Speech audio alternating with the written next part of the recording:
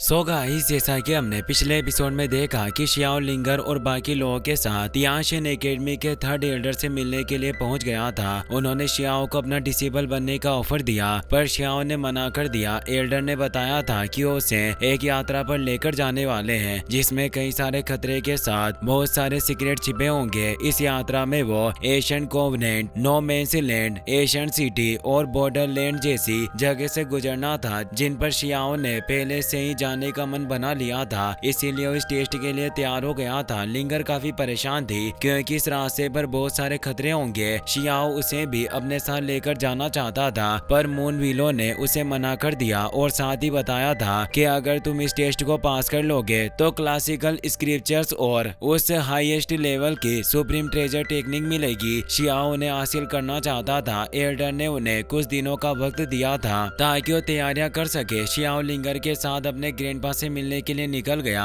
अब हम stone sky retreat के मैग्मा वर्ल्ड का सीन देखते हैं जहां शियाओ लिंगर को साथ लिए आ गया था। उनके पीछे पीछे लिटिल वुल्फ भी आ रहा होता है। तभी आगे एक तेज एनर्जी के साथ पोर्टल ओपन होता है जिससे शियाओ के ग्रैंडपा शी जोंगटियन वहां जाते हैं। शियाओ ने देखकर काफी खुश हुआ। जोंगटियन भी हंस रहे थे और वो कहते हैं कि शियाओ, तुमने इस बार अपने दादाजी को लंबा इंतजार नहीं करवाया और बहुत जल्दी मुझसे मिलने आ गए। वो हुओ लिंगर को देखकर हैरान थे। वो पूछते हैं कि खूबसूरत लड़की कौन है। लिंगर शर्मा रही थी और उन्हें अपना परिचय देने के लिए जाने लगती है, पर शियाओ उसे अपने पास खींच लेता है और कहता है कि ग्रैंडपा मेरी वाइफ है और मैं इसे आपसे मिलवाने के लिए लेकर आया था। लिंगर उसे कहती है कि तुम्हें इस तरह के मजाक नहीं करना चाहिए और वो जोंगटियन को रेस्पेक्ट देती है और ने 15th मास्टर कहकर संबोधित करती है क्योंकि वो पावरफुल लोगों में से 15th नंबर के मास्टर थे। फिर हम कुछ वक्त के बाद का सीन देखते हैं। वो तीनों बैठकर बातें कर रहे होते हैं। अब शियाओ ने खाना भी पका लिया था और वो ग्रैंडपा के साथ बैठकर ड्रिंक कर रहा होता है। साथ ही उसने शियाओ को लिंगर के बारे में भी बताया कि अग्नि सम्राट की बेटी है। लिंगर उन्हें मदिरा सर्व कर रही होती है और बताती है कि मैंने आपकी रेपुटेशन के बारे में काफी कुछ सुना है। जोंगटियन कहते हैं कि तुम्हें मेरी इतनी तारीफ करने की कोई जरूरत नहीं, अब हम एक फैमिली है। और शियाओ से कहते हैं कि आज वाकई जश्न मनाने का दिन है क्योंकि तुम जल्द ही एक बंधन में बनने वाले हो, इसीलिए हमें और ज्यादा ड्रिंक करनी चाहिए। और वो साथ में पीने लगते हैं। ड्रिंक करते करते उन्हें सुबह हो जाती है। जोंगटियन ने काफी ज्यादा शराब पी ली थी। शियाओ और लिंगर साथ में बैठे हुए होते हैं। जोंगटियन कहते हैं कि तुम दोनों ने अभी तक शादी नहीं की, इसीलिए आज मैं तुम्हारी शादी संपन्न कराऊंगा।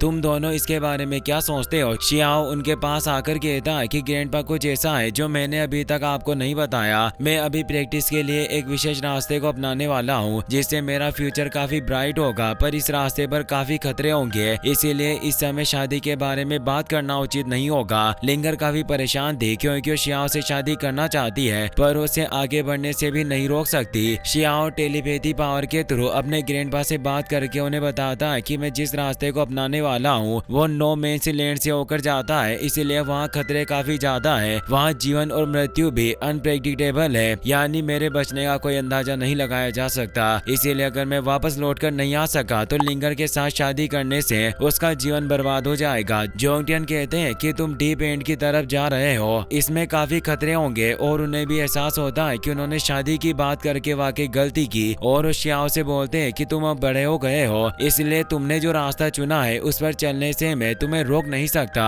लिंगर काफी ज्यादा परेशान हो गई थी। शियाओ उसके पास आता है। लिंगर उसे कहती है कि मैंने सुना है कि वो नो मेंस लैंड बहुत ज्यादा खतरनाक जगह है, इसीलिए मुझे बिल्कुल पता नहीं कि हमारी अगली मुलाकात कब होगी। शियाओ उसकी इस बात को टालते हुए कहता है कि अब तुम कहाँ जाना चाहती हो, मैं तुम्हें उस जगह पर लेकर जाऊंगा। लिंगर कहती है कि तुम अपने पिता की भी बात नहीं सुनते और काफी सालों बाद मेरे पास लौट कर आए थे, अब तुम वापस से जाना चाहते हो, इसीलिए मुझे तुम्हारी काफी चिंता रहेगी। शियाओ उसके हाथ को पकड़ते हुए कहता है कि तुम निश्चित रहो, जब तक मैं जिंदा हूँ मैं वापस लौट कर आऊंगा, वैसे भी मुझे कोई मार नहीं सकता, मैं निश्चित रूप से तुम्हें खोजने के लिए जरूर वापस आऊंगा। लिंगर बोलती है कि मैं काफी चिंतित रहूंगी क्योंकि तुम्हें भी पता होगा कि यह दुनिया जल्दी अराजकता में गिरने वाली है जिससे हर जगह केओस मचा होगा। अगर एक दिन ये पूरी पृथ्वी ही नष्ट हो गई और दुनिया भर में युद्ध छिड़ गया होगा तो मैं तुम्हें आखिर कैसे ढूंढ पाऊंगी। शियाओ से एक शपथ देते हुए बोलता है कि अगर वास्तव में ऐसा कोई दिन आएगा तो मैं जहाँ भी रहूंगा तुम्हारी रक्षा के लिए वापस जरूर आऊंगा और तुम्हें प्रोटेक्ट करूंगा, और अगर मैं अपनी इस शपथ को तोड़ता हूँ तो मेरी सोल नष्ट हो जाएगी। लिंगर उसे ऐसी बातें करने से मना कर देती लेती है और कहती है कि मैं बस यही चाहती हूँ कि तुम जहाँ भी रहो सेफ रहो। शियाओ से कहता है कि मैं तुम्हें वापस उसी फायर स्टेट के रिट्रीट एरिया पर भेजना चाहता हूँ जहाँ अग्नि सम्राट वापस लौट कर आएंगे ताकि तुम उनसे मिल सको। लिंगर उसकी बात मान लेती है। अब शियाओ उसे सीन स्टेट के अग्नि सम्राट रिट्रीट पर ले आता है और उसे कहता है कि तुम यही रहना और फायर एम्परर के वापस आने की प्रतीक्षा करना।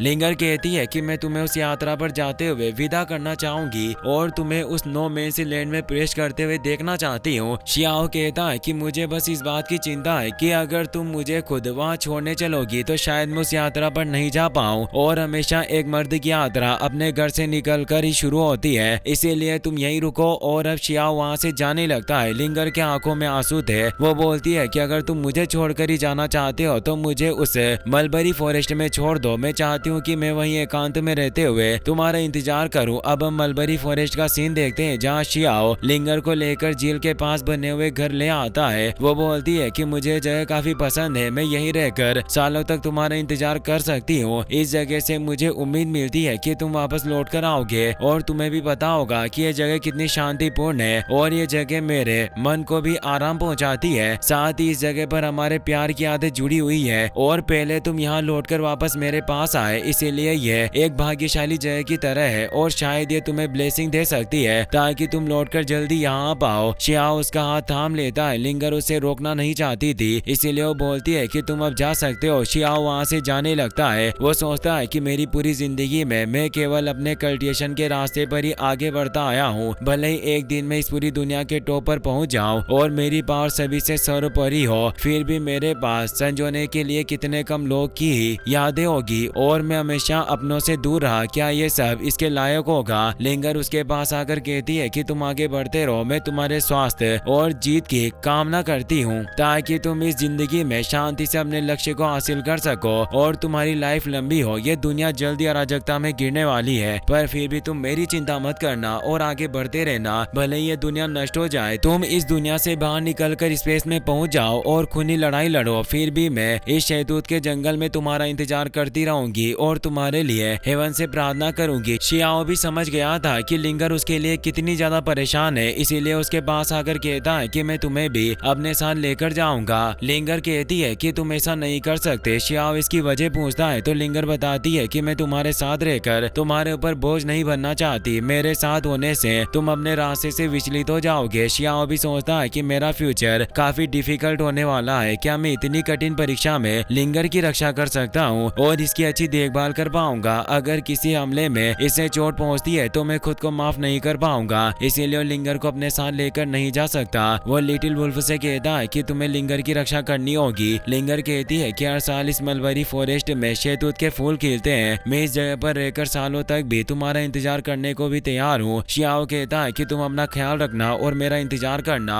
अब वो तेजी से उस जगह से निकल जाता है। लिंगर उसे रोकना चाहती है पर उसे रोकने के लिए आवाज नहीं लगा पाती, उसकी आंखों में सिर्फ आंसू ही निकल रहे थे। शियाओ भी उसके बारे में काफी चिंतित था, वो जाते हुए देख रहा था। वो कहता है कि लिंगर, फ्यूचर में हम दोबारा जरूर मिलेंगे, भले ही तुम कहाँ भी रहो। पर अब अग्नि सम्राट वहाँ चुके थे। वो बोलते हैं कि शियाओ, क्या तुम वाकई इस जगह से इस तरह से चले जाओगे? अब हमें कुछ घंटों बाद का सीन दिखाया जाता है। लिंगर लिटिल फॉक्स के साथ वापस अपने घर पर लौट रही होती है और उस शियाओ के बारे में सोच रही थी कि तुम मुझसे काफी दूर होने के बावजूद भी सब कुछ ठीक होगा। वो अपनी आंखों से आंसू पोंछती है पर उसके आंसू आना बंद नहीं हो रहे थे। तभी उसे शियाओ की आवाज आती है जिससे वो हैरान हो गई। शियाओ तेजी से उसके पास आकर उसे अपनी बाहों में ले लेता है। दोनों एक दूसरे को देखकर काफी खुश होते हैं और लिंगर उसे हक कर लेती है। अग्नि सम्राट भी वहाँ जाते हैं। लिंगर अपने डेट को देखकर खुश होती है। अग्नि सम्राट कहते हैं कि तुम दोनों को भाग्य ने मिलवाया था, जिससे ही तुम बचपन में एक दूसरे से मिले, इसीलिए अब तुम्हें साथ रहना चाहिए। आज मैं तुम दोनों की शादी करवाऊंगा। दोनों इससे काफी खुश होते हैं। फिर हम देखते हैं कि अब वो शुभ घड़ी आ गई थी जब लिंगर और शियाओ की शादी होने वाली थी। शियाओ और लिंगर शादी के कपड़े पहनकर तैयार हो गए थे। लिंगर काफी ज्यादा खूबसूरत लग रही होती है। इसी के साथ यह एपिसोड यहीं पर खत्म हो जाता है।